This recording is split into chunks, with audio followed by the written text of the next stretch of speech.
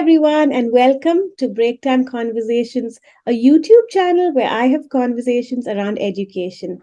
I have been a teacher all my life, and along my journey, I have met so many interesting and inspiring people. And so I decided to document my conversations with them here so that you too can hear their stories and the amazing work that they do. I'm here today with Faith. I'm not even going to try and pronounce her surname. I will leave it to her to do that. She's an English and literature teacher. She's into teacher training and development. She's trying to enhance education, quality education through teacher education. And I have actually come across her posts on LinkedIn. And that's how I started following her and connected with her and thought it would be great to have her here to continue the conversation. Faith, thank you so much for being here. Thank you for accepting my invitation. You're welcome, and thank you for the invite. So, Faith, why don't you start by introducing yourself and telling us a little more about what you do and how you got into the field of education? Okay, thank you very much, Anupa. My name is Faith Okedoyin, and I've always been passionate about education. I think due to my experience growing up attending a public secondary school. So currently, I still teach in the classroom, while on the side, I delve into teacher training and development, because there's still a lot of skill gap that teachers have, and then there is a need for immediate intervention just to close that gap. Now, going into how I got into education, so I'll start a bit with my story. I attended a public secondary school in Nigeria where the number of students to teacher is actually like 100 or 80 to 1. So it was quite difficult for a teacher to manage that situation, and only like say 10 or 12% of students in that class could learn effectively, if I could call it that. So that spurred me on to want to know how this experience can be better for the current generation, the present generation. So I decided to study education, and afterwards, knowing that my area of interest will be with teachers themselves. There are a lot of areas in education. So I decided to focus on teacher training and development because currently I think UNESCO is saying that for Africa to meet its 2030 education goal, there is a need to support and prepare teachers, and then 15 million teachers needs to be recruited, right? So I feel there is still a large gap, for us to fill there. And then I started working with non-governmental organizations, seeking how I can partner with them to reach out to more teachers in, underserved communities. And with my own knowledge, degree, my extra certificate, and, my quest to just explore how teachers can be more effective and efficient in the classroom. Moving from a teacher-centered learning to a student-centered learning, using active learning approaches, facilitating an inclusive environment.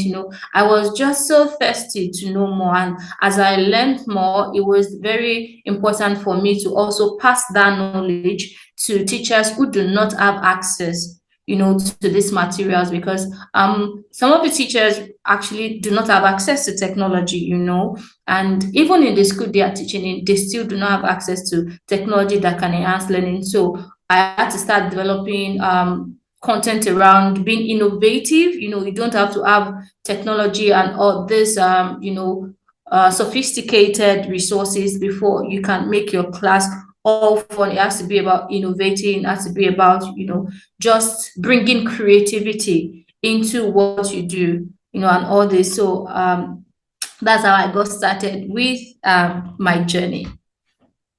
That's amazing. I so resonate with what you say because here in India, I think it's a similar situation.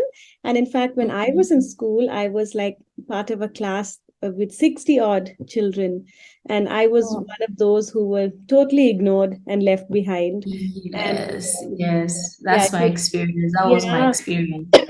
And it was my experience in school actually that also led me to, become a teacher and try to change, everything. Mm-hmm. Like for students Mm-hmm. like me, to be a teacher for students like me. So that's Definitely. wonderful, Faith. So do you Thank work you. with an organization or with a particular school, or how do you go about it? Okay. Currently, I work with both. I work in an international school, and to do my impact work, like my social impact work, I work with an organization which does not interfere with what I do. I lead the teacher training and early childhood development team for Slum to School Africa, an organization that work closely with underserved communities all across Nigeria. And while they are trying to get um, enroll out of school children by providing resources and sending them back to school. So I do my part by ensuring that the teachers can create an enabling environment that can sustain the attention of the students. It is one thing if learning is not fun to the kids, they tend to like, what am I doing in school? Because to be candid, some of those kids have seen life. They've experienced some situations that are more than their age gap. So if there is nothing they are looking forward to in the classroom, it just tends to, we are not doing anything in school. Let me just go back to the street. So in order to ensure that on at the end of the teacher, everything is on point. So that is where I come in, ensuring that the teacher has the skill set to provide quality education, retain the attention of the learner, so that at least the learners can, that particular learner can be competitive in the world. So attain all the skills they need to, you know, be a global citizen. Yeah, global citizen. Yeah, that's like a word that everyone's talking about these days. So, Yes. have you seen some improvement from, when you started working in the field to now? Yes, there certainly has been improvement in terms of teachers being able to, learning things differently. I know when I work with teachers, I don't just focus on the skills they need. I also focus on teachers' mental health, and also, classroom atmosphere. There are some, how do I put it now?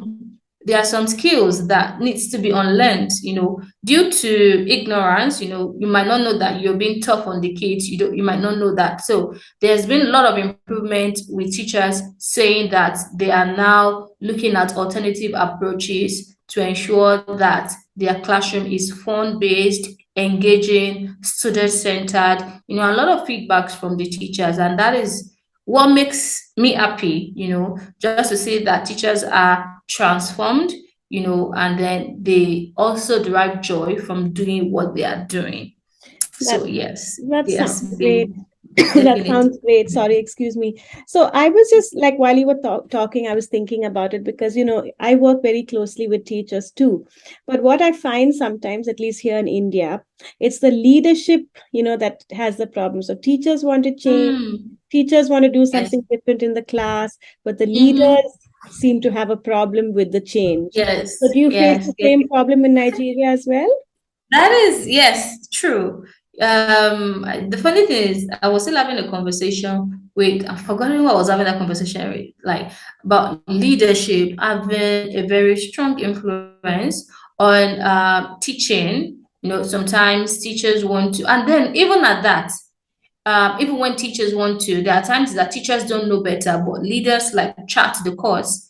You are there because you have a bigger goal. You know how this thing is supposed to be. So, therefore, it is the leader's responsibility to ensure that you carry everyone along to ensure that the larger goal is being achieved. Because if a leader does not have a vision, there is no point in following them. They're just like you, right? So I feel, yes, there's still a lot of work to be done in terms of educational leadership, even in Nigeria, because most leaders don't know better, right? So I wouldn't even say that teachers want to do what they want to do. Like, of course, even if I want to implement something, I have to ensure that a visionary leader would know that I would appreciate creativity and innovation in the classroom, and they would never say no. Well, on the flip side, what if the leader does not know better? What if they are just interested in everybody falling in line and just do what you're supposed to do, and don't so I mean, there's still a lot for leaders to do when it comes to championing inclusive and engaging Yeah, education. I've heard that a lot, saying, this teacher doesn't fit in because Mm. she's not following the way everyone else is, what everyone else Yes. is doing. So that is something that I really struggle with. And there are so many teachers who really want to, but they keep saying, but no, I mean, our principal will not accept this or does not Mm. appreciate it. So what do you do in such a situation, Faith? Well, one thing I have appreciated, like so far, I've appreciated the fact that the schools, possibly because I work in an international school, the schools I've worked in so far, they actually appreciate creativity. And I've not really experienced that firsthand, the fact that teachers accept the activity is not yielding the desired result. The first question I would ask is, how is the teacher going about it, right? Because at the end of the day, what the leader wants is result. I don't know if you get what I'm trying to say. So possibly having a communicating with the said leader and saying that this is what I'm trying to do, making sure that, because part of being a team is explaining your processes too. I can't just allow something, or possibly that as a leader, if I know someone that is constantly creative, and then I know that at the end of the day they achieve the said objective, I'm sure that if I see them doing something different, I would give them the benefit of doubt, right? So as a teacher, I think I can't just say, okay, I want to start taking the kids outside, and I should be able to communicate that, okay, this is what I'm going to follow, the plan I'm going to follow, and everything, so that everybody can be carried along. So I think it's a two-way process, communication and showing results, that at the end of the day, this is what the end result is going to be. And that is not to say there aren't some leaders that are still rigid. There are, right? And, so it's still continue to communicate with them, on alternative methods rather than their own set ways. Yeah, absolutely. Communication. I like that. It's so important in every setting for there to Yes, be clear and open definitely. communication between people. Yes, yes, definitely. Yeah, Faith, thank you so much. It has been great hearing, your perspective all the way from Nigeria. And It's a I pleasure. totally resonate with everything that you've said because, like I said, I work closely with teachers too. And it's interesting to see that the Awesome. situation is quite similar between It Nigeria and is. India, even though it's so I, far away. Yeah. yes, and I think that's how it is all across I mean, it's still the same situation, right? So seriously, Yes, that's true. another thing that needs to be said about teacher would be, how do I put it now? Giving teacher enough motivation to work in the classroom. I can't open that can right now because a lot needs to be said about, how teachers are motivated, even if it is true remuneration, and then just let me not go into that's a whole lot of I another know. conversation. Maybe we can save that for another conversation because, like you said, Definitely, yeah, we should do that. definitely. We can have a part two with Faith. Definitely. I would love to Yeah. do that. So Thank before we you end, very Faith, any messages, no, not messages, one message for all the teachers who might be listening, something that to motivate them. Okay. One thing I've learned to say to teacher, and I do say it on my page on LinkedIn constantly, is that teachers need to realize that they are the value. I think teachers are not being told enough that they are valuable. They make things happen. They make the desired change in the world happen, and we constantly need to reaffirm ourselves that we need to encourage when the chips are down, like when we're feeling a little bit down, because teaching is a very emotional work. And one a minute you're happy, the other minute you're sad, you're like, what am I doing here? Am I wasting my life away? I think teachers need to constantly reaffirm themselves, ourselves, because I'm a teacher too, that we are making things happen, we are making the world a better place, and that I am valuable, you are valuable, and we are valuable. Without us, I don't think education would be possible. So I think I need teachers to really, really believe that, and maybe paste it on the wall. And then, move with that, what do you call it now? With that mindset. When you realize that you are valuable, you enter into rooms, you open doors, you make things happen, and you create the desired change with confidence. Preach it, sister. That was wonderful. We are valuable, and I hope every teacher that's listening to this realizes how valuable you are.